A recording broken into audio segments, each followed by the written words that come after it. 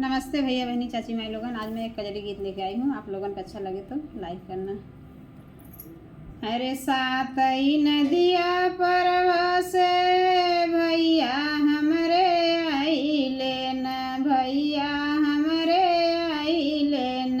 अरे तबौ नाही विदा कैले नि तोहरा भैया छोटी नदी। अरे तबौ नाही विदा कैले न तोहरा भैया छोटी नदी। अरे सावन के महीनवा बड़ सोहावन छोटी नदी। अरे सावन के महीनवा बड़ सोहावन छोटी नदी। अरे सखिया सब गावत हैं का जरिया छोटी नदी। अरे सखिया सब गावत हैं कजरिया छोटी नदी। अरे सातई नदिया परवा से भैया हमरे आइले नी, भैया हमरे लेना बिरना हमरे आइले नी।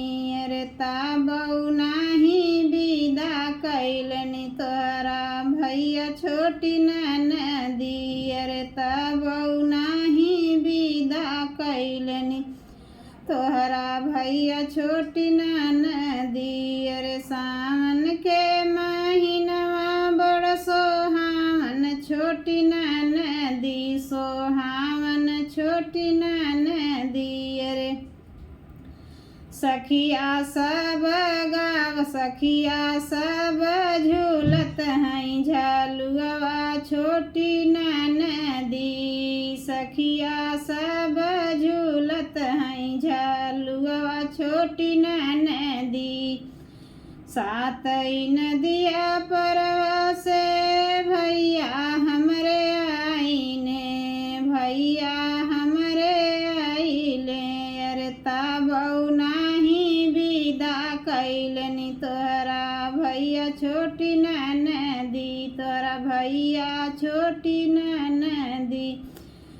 अरे सावन के महीनवा बड़ सोहावन छोटी नदी, बड़ सोहावन छोटी नदी। अरे नैहर में सब खेलत हैं गुड़ियावा छोटी नदी। अरे सखिया सब खेलत हैं गुड़ियावा छोटी नदी, गुड़ियावा छोटी नदी।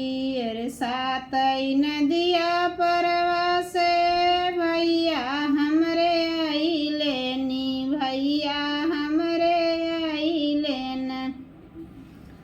अरे तबौ नाही विदा कैले नी तोरा भैया छोटी नदी, तोरा भैया छोटी नदी। अरे तबौ नाही विदा कैले नी तोहरा भैया छोटी नदी।